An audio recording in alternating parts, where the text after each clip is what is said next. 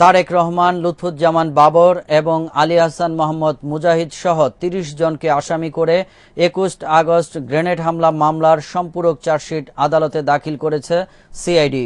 রোববার অভিযোগপত্র সিএমএম আদালতে দাখিল করেন সিআইডির পরিদর্শক সামিউল বাসিত। এ সময় বিএনপির সমর্থিত আইনজীবীরা আদালতে বিক্ষোভ প্রদর্শন করেন। হেদায়েত হোসেনের রিপোর্ট। ২০০৪ সালের ২১ আগস্ট শেখ হাসিনার জনসভায় গ্রেনেড হামলা মামলার চার্জশিটভুক্ত আসামি তারেক রহমান সহ পলাতক ১৮ আসামির বিরুদ্ধে গ্রেফতারি পরোয়ানা জারি করেছে আদালত। এর আগে মামলার অধিকতর তদন্ত শেষে রোববার আদালত সম্পূরক চার্জশিট দাখিল করা হয়। এতে বিরোধী দলীয় নেত্রীর বড় ছেলে বিএনপির senior vice chairman Tarique Rahman, সাবেক মন্ত্রী লুৎফুজ্জামান বাবর এবং জামায়াতে ইসলামীর সেক্রেটারি জেনারেল আলী আহসান মোহাম্মদ মুজাহিদ সহ ৩০ জনকে আসামি করা হয়। এবং দীর্ঘদিন এই মামলার ইনভেস্টিগেশন অফিসার তদন্ত করে এ পর্যন্ত প্রায় ৩০ জন নতুন আসামিকে এই মামলায় আসামি করা হয় এই মামলায়। এবং এই ৩০ জন এবং এখন বর্তমানে অধিক তদন্তে ৩০ জনের নামটা এসছে। ১ নম্বরে আছে Lutfuzzaman Babar, major general Razzakul Haider Chowdhury, brigadier Abdur Rahim, Tarique Zia, Haris Chowdhury, Kazi Shah Mofazzal Hossain Kaikobad, Ali Ahsan Mohammad মুজাহিদ।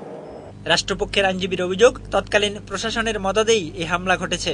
না, এটা তো বৈঠক তো হয়েছে, তার ইতিপূর্বে যে সাক্ষীগুলি হয়েছে সেগুলো তারা বলেছে যে ষড়যন্ত্র হয়েছে, পরিকল্পনা করেছে, অনেক জায়গায় তারা বসেছে, এটা যা সাক্ষীরা বলেছে এর আগে। এবং ওই দিন যে ঘটনা ছিল ইতিহাসের একটা জঘন্যতম ঘটনা, সেখানে ট্রাকের ভিতরে ওরা ছিলেন, সেখানে যে ট্রাকের উপর বোমা নিক্ষেপ করা হয়েছে এবং আমাদের জাতীয় নেতৃবৃন্দ সেই ট্রাকে ছিলেন এবং আশেপাশে ছিলেন এবং সেই টার্গেট করেই এই হামলাটা করা হয়েছে। তার মানে এই হামলায় যদি সবাই মারা যায় তাহলে প্রতিপক্ষ যারা আছে বিএনপি জামাত তাদের সুবিধা হবে।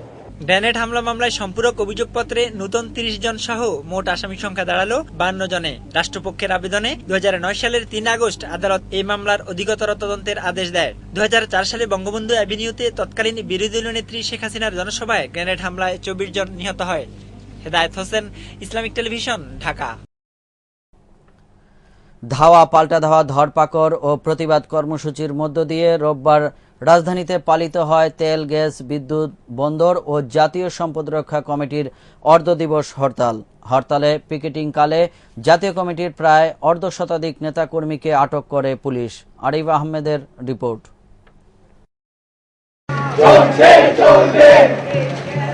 মার্কিন কোম্পানি কনকো ফিলিপসের সাথে বঙ্গোপসাগরে তেল গ্যাস রপ্তানির চুক্তির প্রতিবাদে রাজধানীতে অর্ধদিবস হরতালের ডাক দেয় জাতীয় সম্পদ রক্ষা জাতীয় কমিটি। হরতালে রাজধানীর শাহবাগ ও ঢাকা বিশ্ববিদ্যালয় সহ গুরুত্বপূর্ণ এলাকায় ছিল পুলিশের ব্যাপক প্রহরা। তার মধ্যেই কয়েকটা খণ্ড মিছিল করেন কমিটির নেতাকর্মীরা। ঢাকা বিশ্ববিদ্যালয় এলাকায় অগ্নিসংযোগের চেষ্টা করলে পুলিশ তা নিভিয়ে দেয় ও পিকেটারদের ধাওয়া করে। এ সময় টিএসসি ও আশপাশের এলাকা থেকে প্রায় ২০ জন নেতাকর্মীকে আটক করা হয়। তারা আইন শৃঙ্খলা অবনতির জন্য অনেক কাজ করেছে, গাড়ি ভাঙচুর করেছে, বিভিন্ন জায়গায় অগ্নিসংযোগের চেষ্টা করেছে, প্রধানমন্ত্রীর ছবিতে আগুন জ্বালিয়েছে। বিস্তর অভিযোগ আছে। তো আমরা যাদেরকে ধরেছি, আমরা দেখছি তাদের সংশ্লিষ্টতা যদি থাকে তাদের বিরুদ্ধে আইনানুগ ব্যবস্থা নেওয়া হবে। পরে মুক্তি ভবনে কমিটির কার্যালয়ে হরতাল সফল হয়েছে দাবি করে সদস্য সচিব আনু মোহাম্মদ বলেন, সরকার পেটুয়া বাহিনী দিয়ে হরতাল বানচালের চেষ্টা করেছে। বাংলাদেশের জনগণের বাংলাদেশের উপরে অধিকার সমস্ত কিছুকে ভুলুণ্ঠিত করে আজকে ভোর ৫:৩০ থেকে ভয়ঙ্কর দমন পীড়নের আশ্রয় নিয়েছে। আমাদের শরিক সবগুলো রাজনৈতিক দলের অফিস অবরুদ্ধ করেছে। আমি সহ জাতীয় কমিটির বিভিন্ন রাজনৈতিক দলের নেতৃবৃন্দকে সকাল থেকে গ্রেপ্তার করেছে। এদিকে সংবিধান থেকে আল্লাহর উপর পূর্ণ আস্থা ও বিশ্বাস বাদ দেওয়ার প্রতিবাদে আহত হরতাল পুলিশি বাধার কারণে পালন করতে পারেনি ইসলামী আন্দোলন বাংলাদেশ। পরে কেন্দ্রীয় কার্যালয়ে দলটির প্রেসিডিয়াম সদস্য সৈয়দ মুক্তাদুর বিল্লাহ হরতালের আগে আটক নেতাকর্মীদের মুক্তি দাবি করেন। একই সাথে নতুন করে সংবিধান সংশোধনের দাবিতে কর্মসূচি ঘোষণা করেন।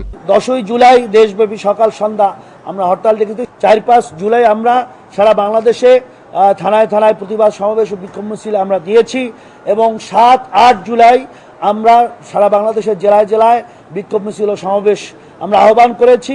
Arif Ahmed, Islamic television, Dhaka. সুপ্রিয় দর্শক, আপনারা দেখছেন সংবাদ ৭ দিন। এ পর্যায়ে নিচ্ছি ছোট্ট একটি বিজ্ঞাপন বিরতি।